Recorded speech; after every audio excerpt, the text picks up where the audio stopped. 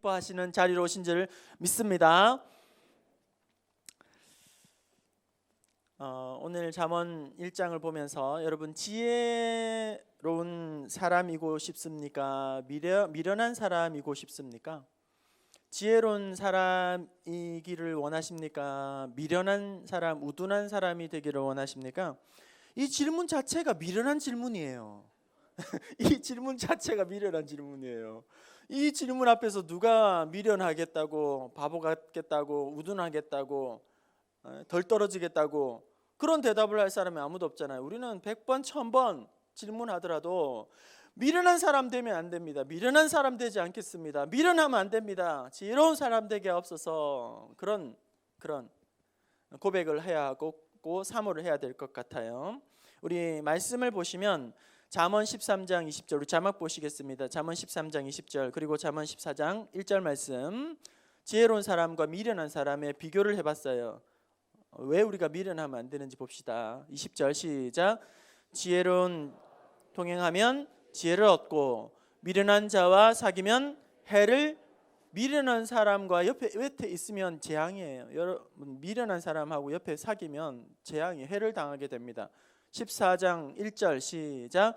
지혜로운 여인은 자기 집을 세우되 미련한 여인은 자기 손으로 그것을 허무느니라. 지혜로운 여인은 가정을 자꾸 이렇게 든든하게 건강하게 세우게 되지만 미련한 사람은 다른 사람이 허무는 것도 아니에요. 자기 스스로가 막 집을 막 허물어뜨리는 거예요. 미련한 여인은 그래요. 우리가 100번 1000번 질문하더라도 우리는 미련한 사람이 되어서는 안 됩니다. 지혜로운 사람이 되어야 합니다. 마땅히 당연히 두말하면 잔소리 고민 없이 우리는 지혜로운 사람. 지혜는 우리 학생들에게만 필요한 것이 아니에요. 학생들만 필요한 것이 아닙니다. 지혜는 오늘 우리 모두에게 필요한 거예요. 지혜가 너무너무 필요합니다.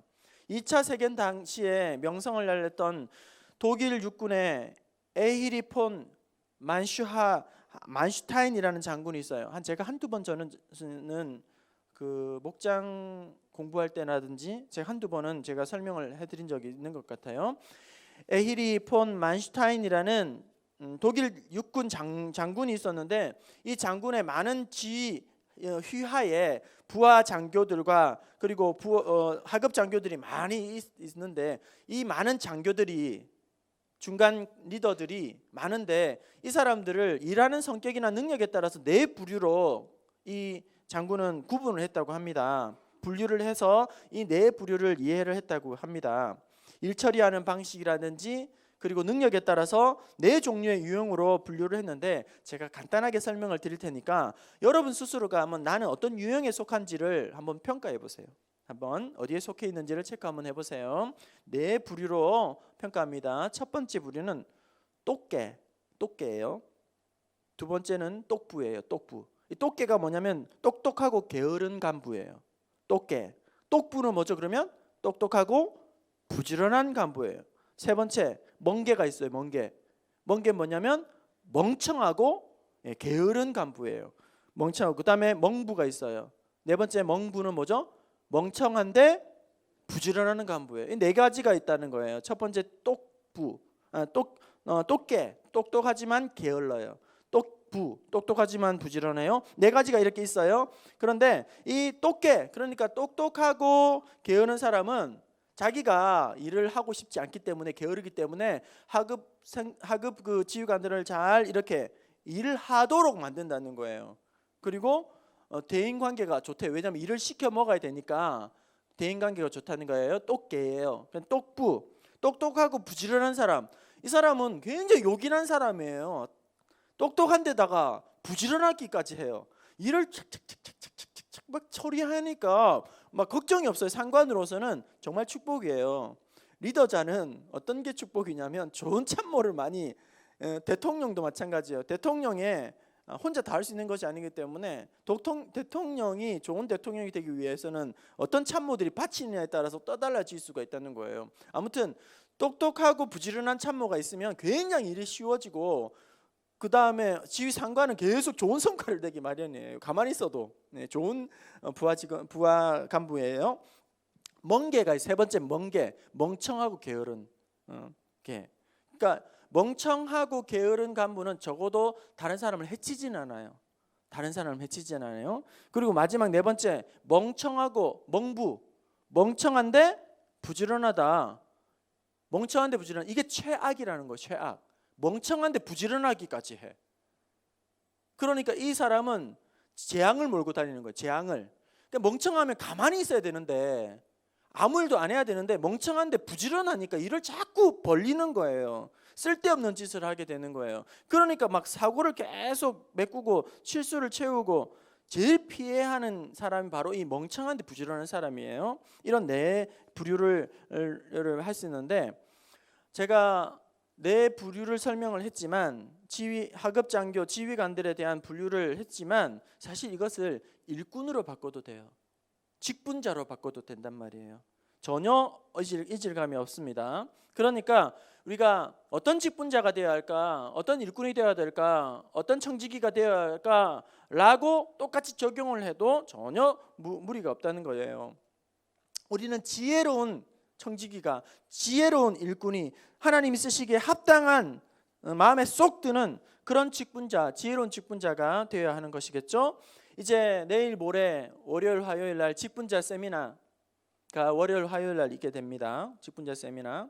이 시간을 통해서 다시 한번 영적인 재무장을 하고 영적인 재충전을 하는 그런 귀한 시간으로 삼았으면 좋겠어요.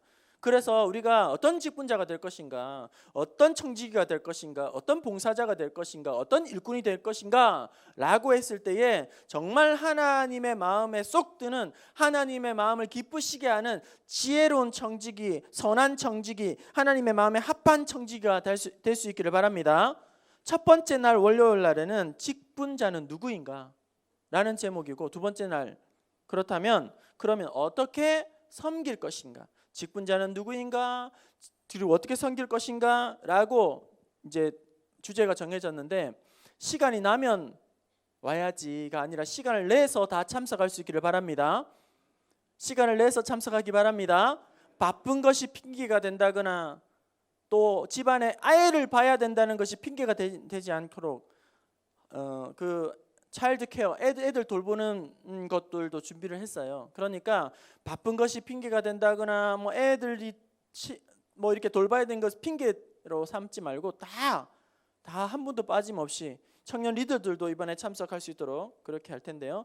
내가 직분자인데 그런 사명이 흐려졌다거나 뭘 어떻게 해야 될지 잘 모르겠다거나 뭐 사명을 감당함에 있어서 희미해졌다거나 그런 분들이 다시 한번, 우리 모두가 다시 한번 참석하고, 직분자들, 봉사자들 뭐 말할 것도 없이 오늘 특별히 찬양으로 하나님 앞에 영광 올려드린 안수 집사님들은 한 분도 빠짐없이 제일 앞장서서 참여하시고, 그리고 또 제일 은혜도 많이 받은 우리 안수 집사가 될 수 있기를 바랍니다.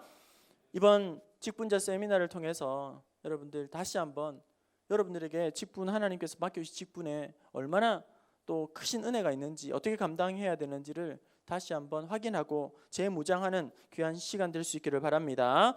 지혜로운 사람이 되고 싶나, 미련한 사람이 되고 싶나, 뭐 이유를 불문하고 우리는 지혜로운 사람이 되어야 할 거예요. 그런 면에서 오늘 구약성경 잠언은 지혜의 책입니다. 지혜의 책이면서 우리에게 직접적으로 도움을 주는, 그리고 실제적인 유익을 주는 성경이에요. 여러분, 어떤 설교가 좋은 설교일까요? 어떤 설교가 좋은 설교일까요? 짧은 설교. 네. 어떤 설교가 좋은 설교일까요? 아주 좀 난해할 수도 있습니다. 정말 정의를 내리기가. 다른 식으로 설명을 물어보겠습니다. 그러면 어떤 설교가 나쁜 설교일까요? 어떤 설교가 나쁜 설교일까요? 설교학자들, 신학자들은 이렇게 말합니다. 설교에서 가장 심각한 문제가 있다. 강단에서 가장 심각한 문제가 있고 가장 질 나쁜 설교가 있다. 그것은 첫 번째, 두 가지로 정리를 해요. 첫 번째는 비성경적인 설교이다. 그렇겠죠. 비성경적인 설교, 신학적인 설교가 첫 번째, 나쁜 설교, 아주 질 나쁜 설교. 두 번째 뭐냐면, 어떤 설교가 나쁜 설교인가? 적용이 쏙 빠져 있는 설교. 적용이 없는 설교가를 두 번째 설교로 꼽는단 말이죠. 다시 말하면 설교에는 두 기둥이 필요한데, 하나는 성경에 대한 올바른 해석이에요. 성경을 올바로 해석하는 것이 첫 번째 기둥이고 두 번째 그 해석된 성경 말씀이 현실에서 대한 적용이 반드시 설교에는 들어가 있어야 된다. 이게 두 가지 기둥이에요. 설교의 기둥. 성경을 바로 해석하고 그 바로 해석된 설교가 적용이 된다는 거예요. 실천이 일어나야 한다는 겁니다. 강해 설교로 대단히 유명한 헤돈 로빈슨이라는 분이 있어요. 우리 신학교를 다니는 사람들은 너무너무 많이 듣는 이름이기도 합니다. 이 헤돈 로빈슨이 박사가 말하는 적용이 없는 없이 성경의 내용만 전달하는 설교는 정말 끔찍한 설교다. 그러니까 적용이 없이 해설만 하는 설교는 끔찍한 설교다 이렇게 이야기를 하면서 아무리 역사적인 배경과 의미를 잘 알고 있다 할지라도 성도들의 삶에 연결되지 않는다면 그것은 실패한 설교다 이렇게 정의를 했어요. 그리고 고인이 되신 사랑에게 옥하는 목사님께서 아주 왕성하게 목회 사역을 하실 때에 보수 신학자로 유명한 박윤선 목사님이 있어요. 박윤선 어르신에게 찾아가서 다음과 같은 질문을 했어요. 박윤선 목사님이 다시 젊어지신다면 제일 먼저 하고 싶은 것이 무엇입니까? 그러니까 이제 노쇠하셔서 이제 기력이 없으신 원로 목사님에게, 큰 교단의 목사님에게, 목사님 다시 젊어졌어서 목회하시면, 설교하시면 제일 먼저 뭘 하고 싶으세요? 라고 옥하는 목사님이 물었다는 거예요. 그때 이 박윤선 목사님 이렇게 대답했다는 겁니다. 옥 목사, 내가 옥 목사처럼 젊어질 수만 있다면 설교를 더 구체적으로 하겠네. 좀 더 구체적으로 해봤으면 좋겠어. 이렇게 하셨다는 거예요. 그러니까 본문에만 치중을 하고 적용에 부족하고 두루뭉술한 설교는 헤돈 로빈슨 학자에 의하면 실패한 설교이고 아주 끔찍한 설교이다. 본문만 쪼개고 본문만 이야기하고 본문만 해설하는 설교는 아주 끔찍한 설교다. 그래서 이 설교를 함에 있어서 반드시 삶이 다루어야 되고 실제적인 적용이 반드시 이 설교에는 들어가야 한다라고 이야기를 했단 말이에요. 올해 표가 이제 행하게 하소서. 이제 행하게 하소서입니다.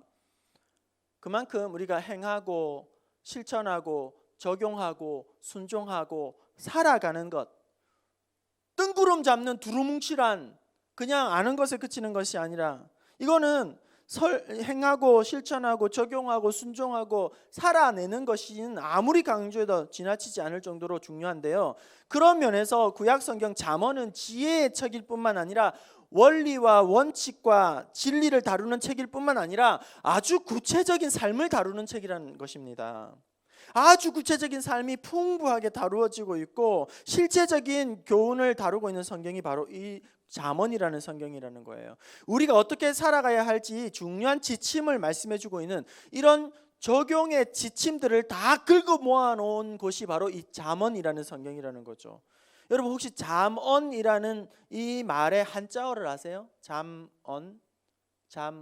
이게 영어 아니 히브리어 헬라어가 아니고 우리나라 순 한글 아니 한자어인데 잠언이 뭐냐면 바늘잠이에요. 바늘잠.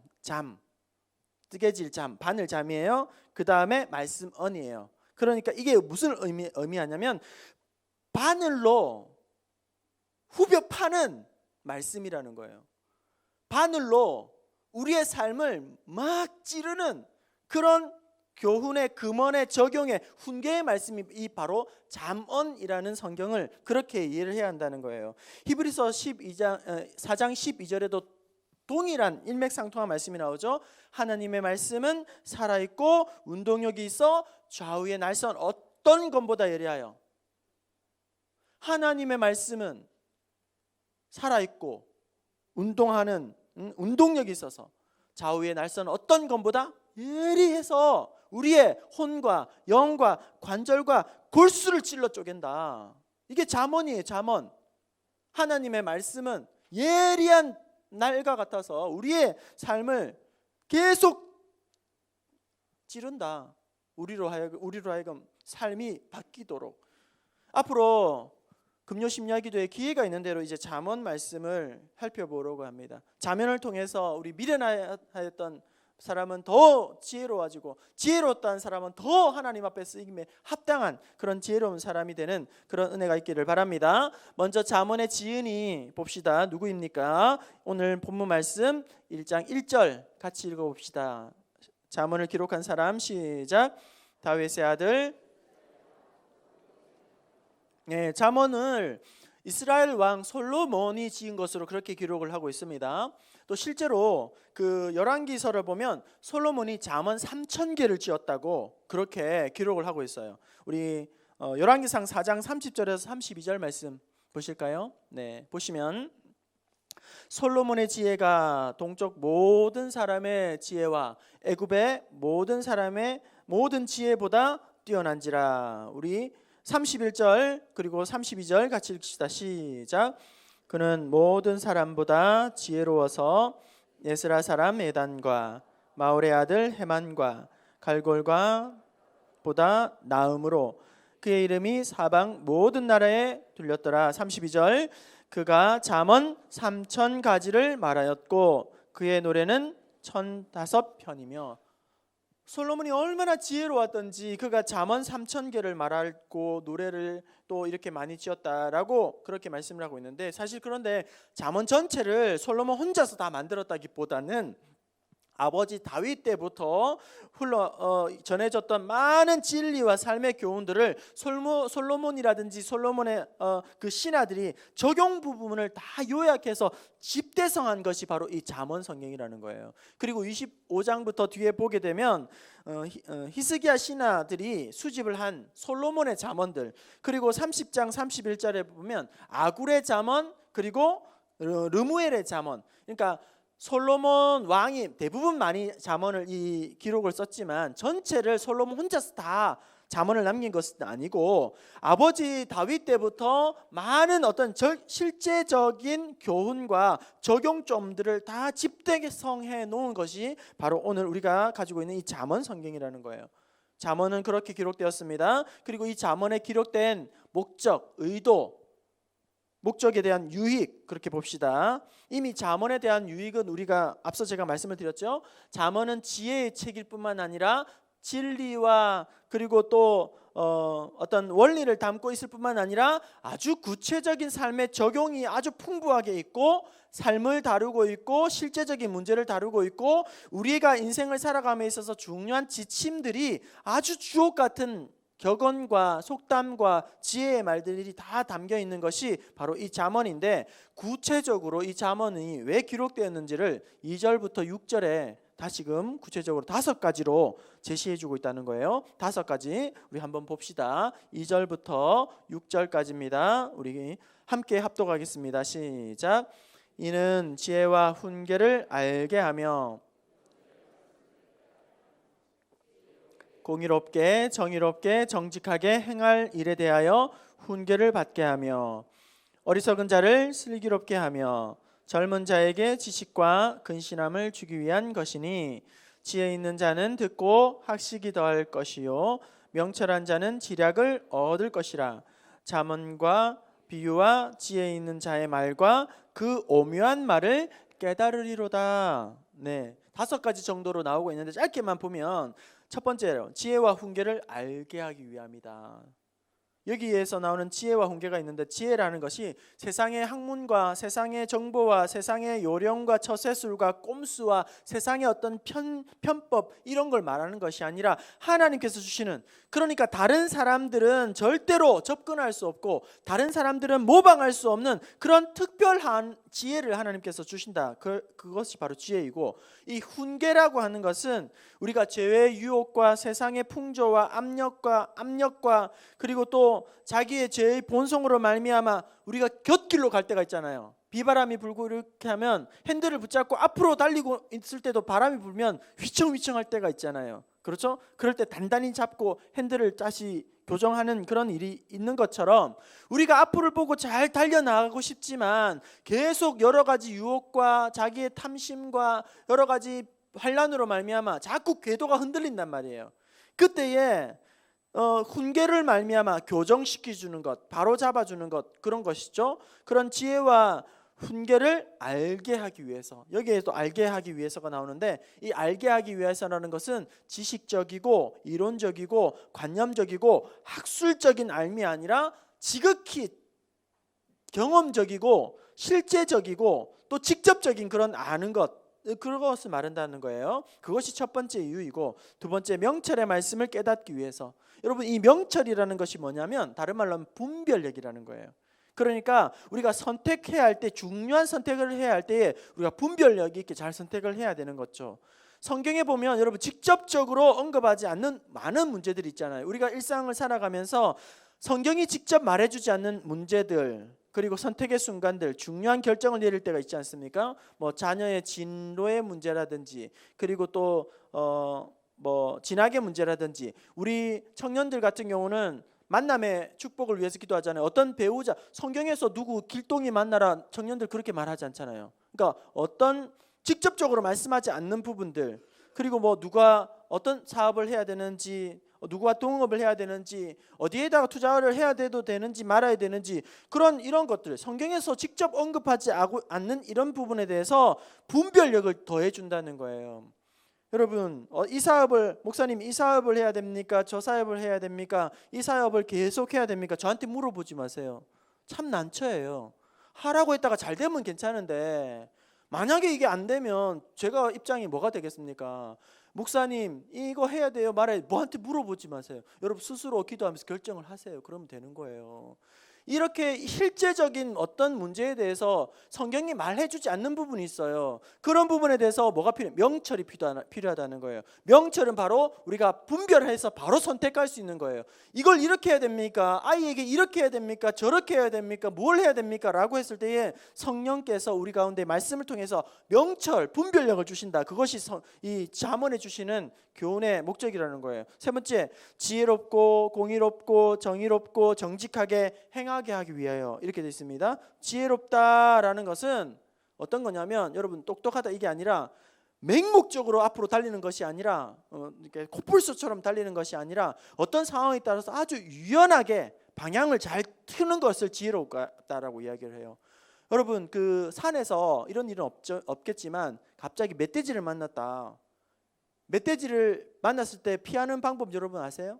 위기 탈출 넘버 1. 멧돼지를 만났을 때 멧돼지하고 싸우면 안 되잖아요, 그죠? 멧돼지를 피하는 방법이 있어요. 그 뭐냐면, 멧돼지가 오면 계속 도망을 치는 게 아니라 방향을 트는 거예요. 이 멧돼지는 방향을 틀지 못해요. 그냥 앞으로만 달리게 만들어졌어요. 그렇기 때문에 쭉 도망을 치다가 방향을 틀면 멧돼지는 그대로 꼬꾸라지든지 다시 방향을 막 이렇게 브레이크를 잡고 돌아서 오거든요. 그러니까 우리가 뭔가를 하게 될 때에 막 멧돼지처럼 막 콜푸스처럼 저돌적으로 달려가는 것만 좋은 게 아니라, 지혜로운 자는 뭐냐면 그 상황에 맞게 위협한 상황이 만나면 아주 유연하게 태도를 바꾸는 것. 이게 바로 여기 성경이 말하는 지혜롭게라는 거예요. 그 다음에 공의롭게, 정의롭게, 정직하게, 이런 다 내용들이 의미가 있습니다만 그냥 약하고, 오늘날 한국 사회의 가장 심각한 문제, 이런 정의롭고 정직하고 공의롭고 이런 거 다 넘어가면서 꼼수와 반칙과 편법이 판을 치고 있는, 그래서 지금 이 나라가 이렇게 병들고 치고받고 싸움을 하고 있는 것이 아니겠습니까? 성경은 지혜와 공의와 정의와 정직히 행할 수 있도록 잠언이 기록되었다는 거예요. 네 번째, 어리석은 자에게 슬기를 주며 젊은 자에게는 지식과 근심함을 주기도 위하여. 그러니까 말씀을 우리가 묵상하고 말씀을 계속 가까이 하면 우둔한 자가 지혜롭고 똑똑하고 슬기로워진다는 거예요. 당연한 거죠.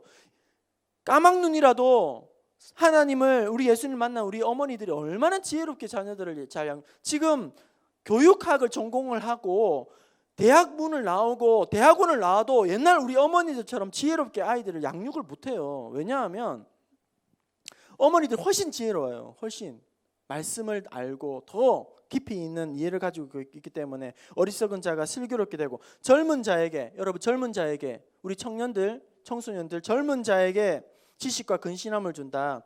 젊은 자, 이 말씀 뭐냐면 젊은 사람들은 미완성이라는 거예요. 미완성. 아직도 뭔가 시행착오를 많이 일으켜야 되는 사람이에요. 그런데 성경의 말씀을 통해, 잠언을 통해서 그 미완성된 시행착오를 반복할 수밖에 없는 이 젊은이들에게, 청소년들에게 더 많은 어떤 그 배움과 그리고 또 성장과 성숙을 할 수 있는 그릇을 준비할 수 있도록 기회의 문을 활짝 열어준다는 거예요. 말씀을 통해서 시행착오를 줄일 수 있는 거예요.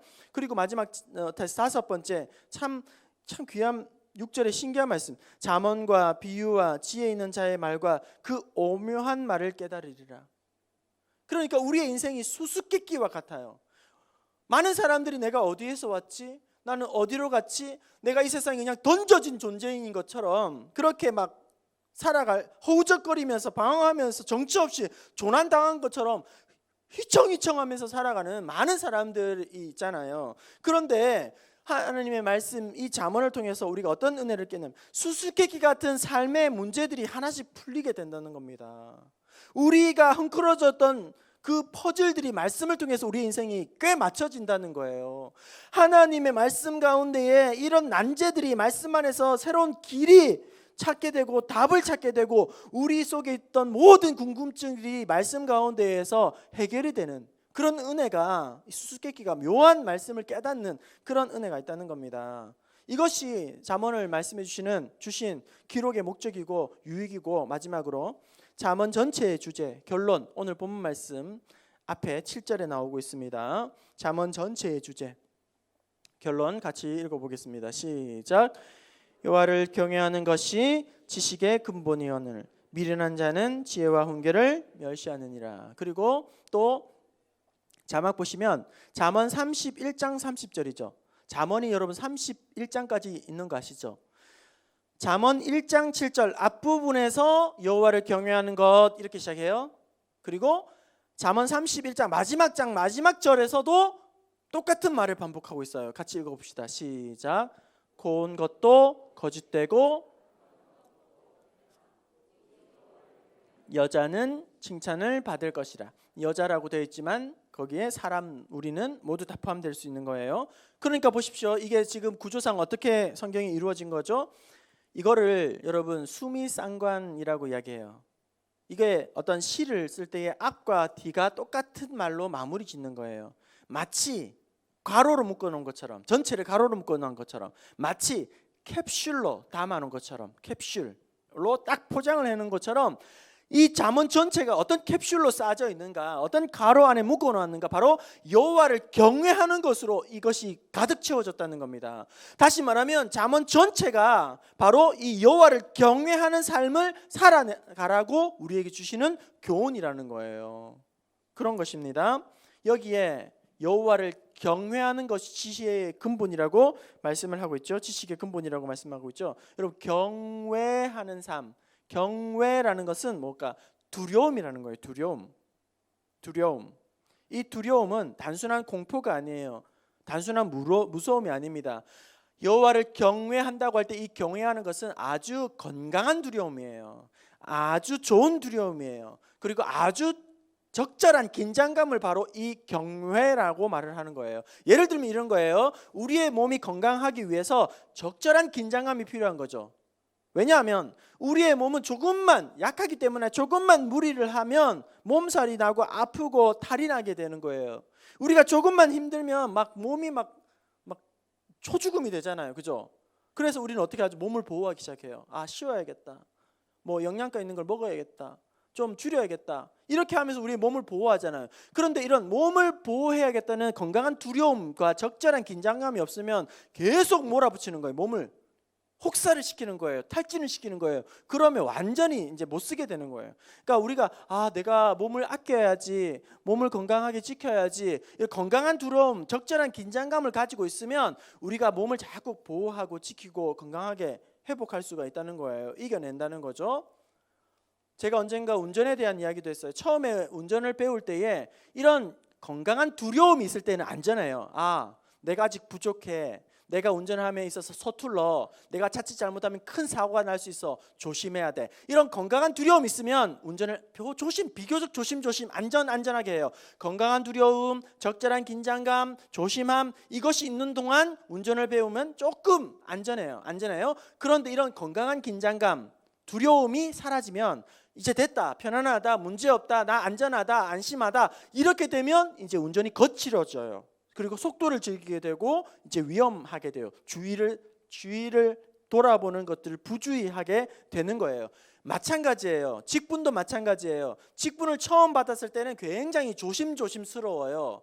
이 조심조심하면서 이 직분을 감당하게 됩니다. 장로님이 되시고 안수 집사님이 되시고 그 다음에 권사님이 되시고, 처음에 직분을 받게 되면 굉장히 이게 조심스러워요. 조심합니다. 두려움이 있어요. 이걸 어떻게 내가 감당해야 되나? 이거 어떻게 감당해야 되나? 어떻게 잘 감당할 수 있을까? 내가 과연 이걸 할 수 있을까? 하나님께서 힘을 안 주시면 내가 감당 못하는데, 이런 마음으로 하기 때문에 굉장히 조심하기 때문에 안전해요. 잘해요. 조심하기 때문에. 적절한 두려움이 있기 때문에 긴장감이 있기 잘해요. 근데 뭐 1년, 2년, 3년, 5년, 10년 하게 되면 이제 그때는 뭐 긴장감이 풀리게 되는 거예요. 어쩌라고 이렇게 되는 거예요. 됐다. 딱 이렇게 되면서 이제 사고 치는 거예요. 문제 일으키는 거예요. 저 사람이 처음에 안 저랬는데 이렇게 되는 거예요. 왜 갑자기 변했나 이렇게 되는 거예요. 끝이 좋기가 아주 어렵다는 것을 저는 생각을 합니다. 여러분, 저를 위해 기도해 주세요. 멋지게 좀 마무리할 수 있도록, 구질구질하게 마무리하지 않도록 저를 위해 기도해 주세요. 두려운 마음을 갖고 있는 동안 우리는 안전합니다. 좋은 긴장감을 가지고 있는 동안 우리는 직분 잘 감당할 수 있습니다. 하지만 익숙해지고 편안해지고 안전해지고 안일해지고 대수롭지 않게 되면 이제 그때부터는 선줄로 생각하는 동안 이제 넘어질까 조심해야 되는 거죠. 무너지게 되는 것이죠. 이번 직분자 세미나 하나님께서 우리에게 주신 놀라운 은혜의 기회입니다. 여러분, 직분자요 봉사자로 부름받은 여러분, 이번 시간을 뭐 이러저런 이유와 핑계 대지 마시고 그 자리에 가장 내가 은혜 받겠다, 다시금 은혜 받겠다, 그런 마음으로 여러분 이틀이에요. 이틀만 믿음으로 참여하시고 또 권해서 함께 참여하시고 빠지면 손해다 그렇게 생각하시고 기쁨으로 참여해서 무장하는 귀한 시간 될 수 있기를 바랍니다. 여호와를 경외하는 것이 지식의 근본이오늘 미련한 자는 지혜와 훈계를 멸시하는도다. 잠언 9장 10절, 여호와를 경외하는 것이 지혜의 근본이요. 이런 긴장감이, 두려움이 얼마나 우리를 하나님 앞에서 신실하게, 거룩하게, 그리고 또 복되게, 형통하게 만드는지 모른다는 거예요. 요셉이 보디발의 아내가 유혹해 할 때에 여러분, 그 유혹에 어떻게 안 넘어가게 됐죠? 성적인 이런 그런 감각이 없는 사람입니까? 그런 데에 대해서 아직 눈을 뜨지 못해서 너무나도 미성숙해가지고 그것에 대해 뭔가 몰라서 그렇게 요셉이 그랬을까요? 요셉이 너무나도 무서운 유혹이 왔을 때에 어떻게 이렇게 멋지게 이 유혹을 이겨낼 수 있었던가, 잘 이겨낼 수 있었던가, 극복할 수 있었던가, 우리 말씀을 봅시다. 창세기 보시면, 우리 자막 보실까요? 창세기 39장 9절 말씀.